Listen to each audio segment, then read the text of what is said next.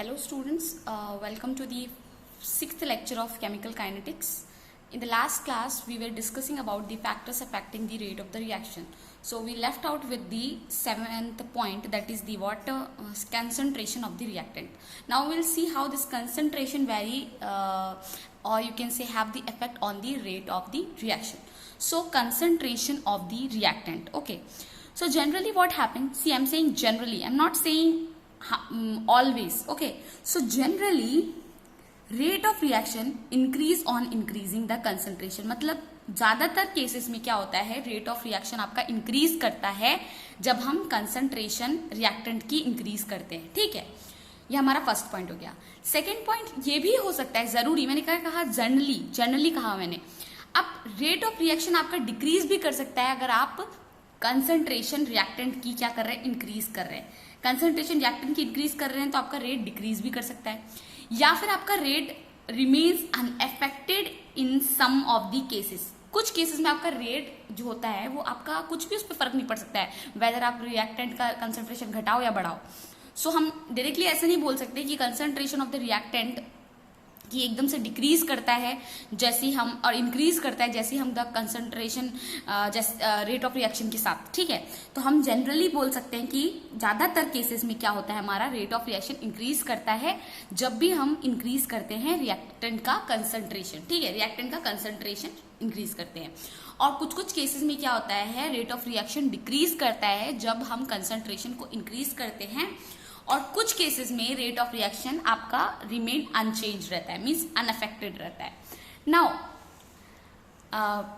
This rate of reaction में also depend upon the product concentration. कुछ reaction में मतलब कुछ ऐसे भी रिएक्शन होते हैं जहां पर आपका रेट ऑफ रिएक्शन प्रोडक्ट के कंसंट्रेशन के साथ भी डिपेंड करता है. यहां पर हमने क्या पढ़ा, हमने यहां पर पढ़ा कि कंसंट्रेशन ऑफ रिएक्टेंट, बट हमें कुछ और पॉइंट भी याद रखने चाहिए कि आपका जो रेट ऑफ रिएक्शन है वो आपका डिपेंड करता है, जो आपका रेट ऑफ रिएक्शन है वो आपका उस पर भी डिपेंड करता है कि प्रोडक्ट का क्या कंसंट्रेशन है. ठीक है, प्रोडक्ट के कंसंट्रेशन पे भी डिपेंड करता है कुछ केसेस में, जो कि हम आगे डिटेल में पढ़ेंगे. नाउ रेट ऑफ रिएक्शन में डिपेंड ऑन वन और ऑल और नन ऑफ द रिएक्टेंट. जितने भी, जस्ट फॉर एग्जाम्पल आपका एक ऐसा ए है प्लस बी है प्लस सी है, आपका प्रोडक्ट बना रहा है. सो जो आपका रेट ऑफ रिएक्शन है वो क्या है, या तो किसी एक पे डिपेंड करेगा, या तो सब पे डिपेंड करेगा, या तो किसी पे भी डिपेंड नहीं करेगा, ऐसा भी हो सकता है. ठीक है, मतलब ये लिखा है रेट ऑफ रिएक्शन में डिपेंड ऑन वन और ऑल और none of the reactant concentration. किसी के भी कंसंट्रेशन पे डिपेंड नहीं कर सकते, या तो सबके कंसंट्रेशन पे डिपेंड करेगा या फिर सिर्फ एक की कंसंट्रेशन पे डिपेंड करेगा. Now how this rate of reaction depend on the concentration is explained by rate law.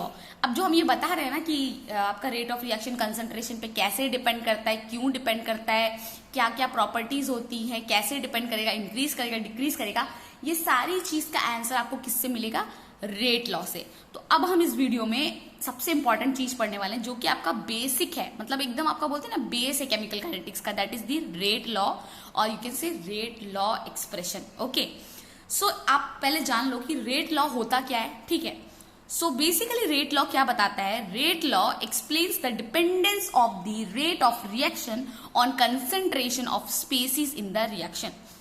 ये क्या बताता है, ये बताता है कि कितना डिपेंड है रेट ऑफ रिएक्शन कंसंट्रेशन के, स्पीसीज के कंसंट्रेशन के ऊपर. स्पीसीज मतलब कि आपका रिएक्टेंट और प्रोडक्ट. ठीक है, तो मतलब आपका जो रेट लॉ है वो एक्सप्लेन करता है कि कैसे रेट ऑफ रिएक्शन डिपेंड करता है concentration of species. Species means क्या, आपका रिएक्टेंट भी हो सकता है, प्रोडक्ट भी हो सकता है, उसको हम स्पीसीज बोल रहे हैं. ठीक है, number second point is what, this dependence is very complex. ये जो डिपेंडेंस है, मतलब जो हम बोल रहे हैं रेट ऑफ रिएक्शन डिपेंड करता है आपके कंसंट्रेशन ऑफ स्पीसीज के साथ, सो जो डिपेंडेंस है ये बहुत कॉम्प्लेक्स डिपेंडेंस है. ठीक है, क्यों ये कॉम्प्लेक्स है, as it change with the change in the concentration of species. ये जो डिपेंडेंस है इतना कॉम्प्लेक्स इसलिए है क्योंकि जैसे ही हम स्पीसीज का कंसंट्रेशन चेंज करते हैं ये चेंज हो जाता है, डिपेंडेंस चेंज हो जाता है. तो ये बहुत ही कॉम्प्लेक्स प्रोसेस है. ये बस मैं आपको बताया ताकि आपके दिमाग में रहे. ये आप अपने हायर क्लासेस में अगर आप मेजर्स कर रहे हैं साइंस में तो आप जाके इसके बारे में डिटेल में पढ़ने वाले हैं, बट आपके स्टैंडर्ड के लिए इतना ही काफी है. This dependence is very complex at its changes with the change in the concentration of species. क्यों कॉम्प्लेक्स है? क्योंकि जैसे ही हम स्पीसीज का कंसंट्रेशन चेंज करते हैं ये चेंज कर सकता है। ठीक है, तो अब हम यहां पर क्या बोल रहे हैं, we will only study the simplest form of dependence. हम जो आपका केमिकल काइनेटिक्स जो क्लास 12th में है उसमें हम सिर्फ सिंपल टाइप ऑफ डिपेंडेंस के बारे में पढ़ेंगे, क्योंकि इतना ही आपके सिलेबस में है। आगे का जो है वो सब आपका हायर क्लासेस में है। अब एक और चीज, ये जो रेट लॉ है इसको आप कैसे डिटरमाइन करोगे? क्या कोई मेथड है इसको डिटरमाइन करने का? तो मैं आपको एक बात बता दूं, इसको डिफाइन करने का कोई मेथड नहीं है, इसको डिटरमाइन करने का कोई मेथड नहीं है। सिर्फ एक्सपेरिमेंट करोगे और रिजल्ट आएगा तभी आप बता सकते हो कि ऐसे डिपेंड कर रहा है। थ्रू एक्सपेरिमेंटल मेथड ओनली, मतलब सिर्फ और सिर्फ एक्सपेरिमेंटल मेथड से आपको पता चलेगा the dependence of the rate of reaction on the concentration of species can be known. यही लिखा हुआ है कि जो कंसंट्रेशन ऑफ स्पीसीज पे कैसी डिपेंडेंस है रेट ऑफ रिएक्शन की, ये सिर्फ हमें एक्सपेरिमेंटल मेथड से ही पता चल सकता है और कोई मेथड नहीं है। ठीक है, अब हम इसकी समझने की एक एग्जाम्पल ले लेते हैं। ठीक है, एक एग्जाम्पल लेते हैं। 2A आपका ये रिएक्टेंट है प्लस B आपका प्रोडक्ट बना रहा है। ठीक है, अब मान लो आपने एक्सपेरिमेंट किया, उस एक्सपेरिमेंट से आपको क्या पता चला कि अगर आप A का कंसंट्रेशन डबल कर रहे हो तो आपका रेट ऑफ रिएक्शन डबल हो जा रहा है। ठीक है, आप A का कंसंट्रेशन, ये कंसंट्रेशन का ही सिंबल है ना, ये कंसंट्रेशन, A का कंसंट्रेशन डबल कर रहे हो, ये आपने खुद हमने फिक्स नहीं किया, ये आपको एक्सपेरिमेंट से मिला। लेट अस सपोज ये आपने एक्सपेरिमेंट से किया है, आप A का कंसंट्रेशन डबल कर रहे हो, रेट ऑफ रिएक्शन आपका डबल हो जा रहा है। तो हम इसको कैसे लिख सकते हैं? Rate of reaction directly proportional to concentration of A, क्योंकि जितना रेट ऑफ रिएक्शन है उतना ही आपका कंसंट्रेशन ऑफ A, क्योंकि ये भी डबल हो रहा है, ये भी डबल हो रहा है। ठीक है, नाउ B के लिए हमने क्या किया है, B का कंसंट्रेशन डबल हो रहा है, ये हम सब एक्सपेरिमेंटली है हमारे पास, ये हमने खुद अपने मन से लिया है। ठीक है, एक्सपेरिमेंटली ऐसा हुआ है, हम मान रहे हैं। ठीक है, कहीं से आया नहीं है, इक्वेशन से आया नहीं है, आप कंफ्यूज मत होइएगा।